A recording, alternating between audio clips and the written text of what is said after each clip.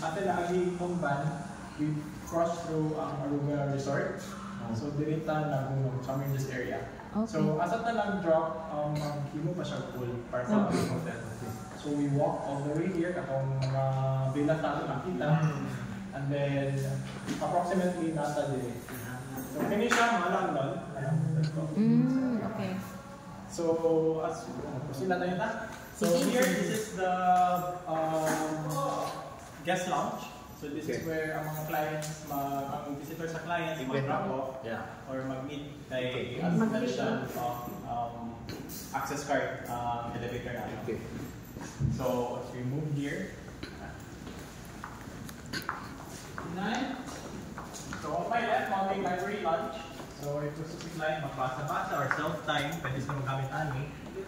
And over here, mount niya ang extension. Extension.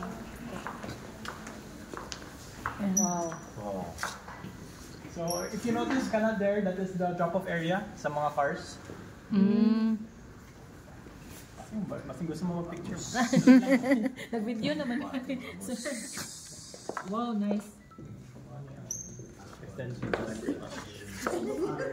Ilang nakita niya? Sorry po. Inang.